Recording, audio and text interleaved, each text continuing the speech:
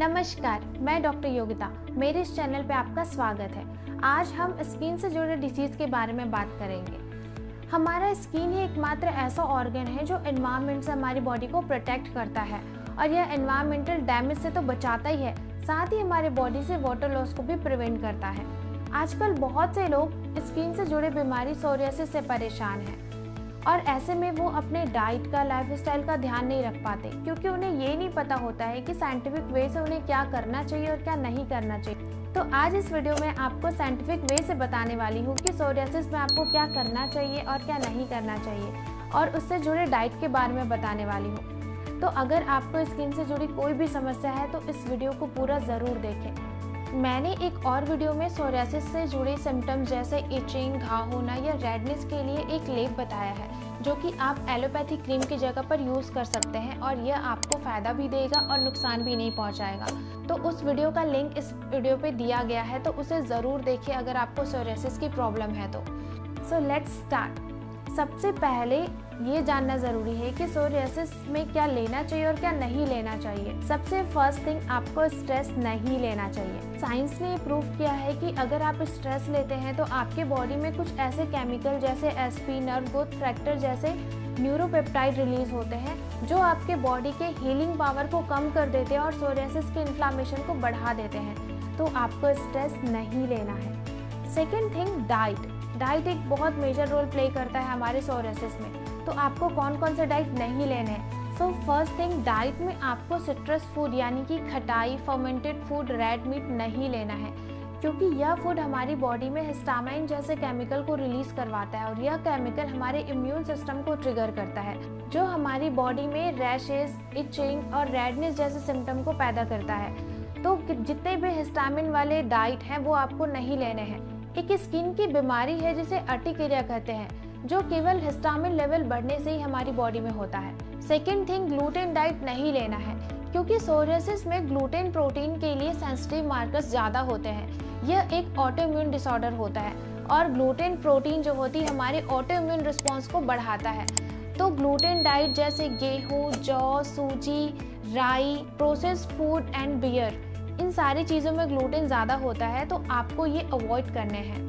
ज़रूरी नहीं कि सबको ग्लूटेन सूट ना करे, किसी किसी में यह सूट भी करता है। तो 15 डेज आपको ग्लूटेन डाइट अवॉइड करके देखना है। अगर आपको यह सूट करता है और यदि यह आपके सोरियासिस को ठीक नहीं करता तो आपको इसे कम्प्लीटली अवॉइड करना है।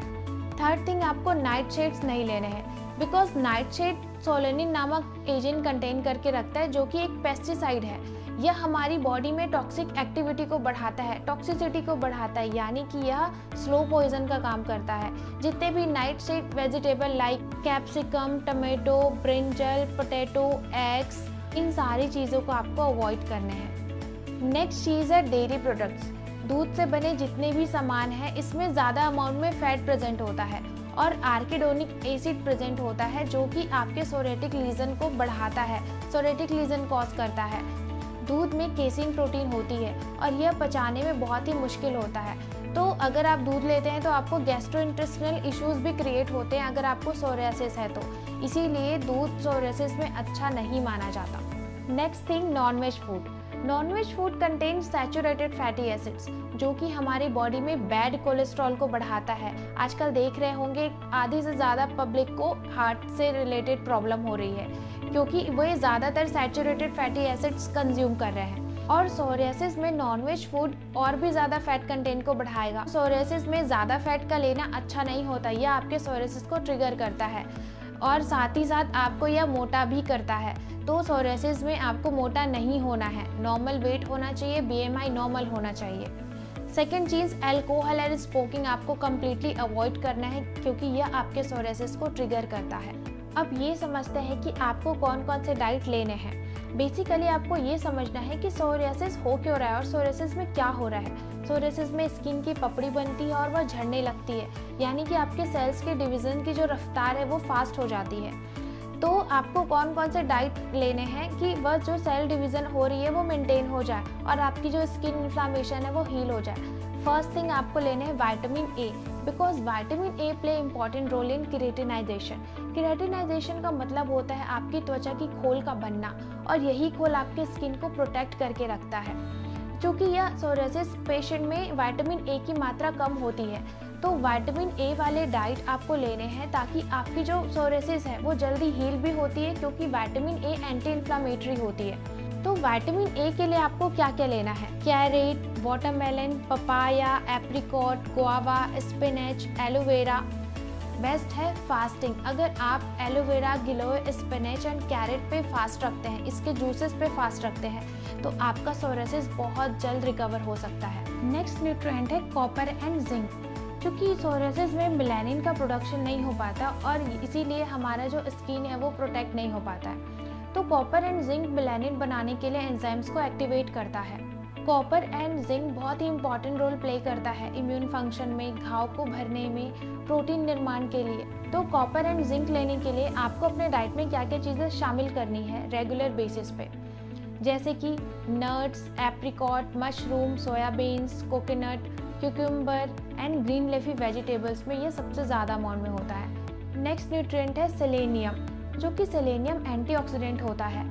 सोरियासिस पेशेंट में सेलेनियम कम अमाउंट में होता है, जिसकी वजह से उनकी जो हीलिंग पावर होती है वो भी कम हो जाती है। स्किन की जो लीजन को ठीक करने की जो क्षमता होती है वो भी कम हो जाती है। और सेलेनियम किन किन चीज़ों में पाया जाता है? डेट्स, द्राक्ष, नट्स, ओटमील, रेड राइस, इन सारी चीज़ों में भरपूर अमाउंट में सेलेनियम पाया जाता है। और आपने सुना होगा या देखा होगा कि जिनको भी स्किन की प्रॉब्लम होती है वे खजूर पे या द्राक्ष पे फास्ट करते हैं या फिर कैरेट जूस पे फास्ट करते हैं। तो उसका कारण ही यही है कि सोरियासिस में ये सारे न्यूट्रिएंट कम हो जाते हैं हमारी बॉडी में, जिसकी वजह से हमारा बॉडी हील नहीं हो पाता।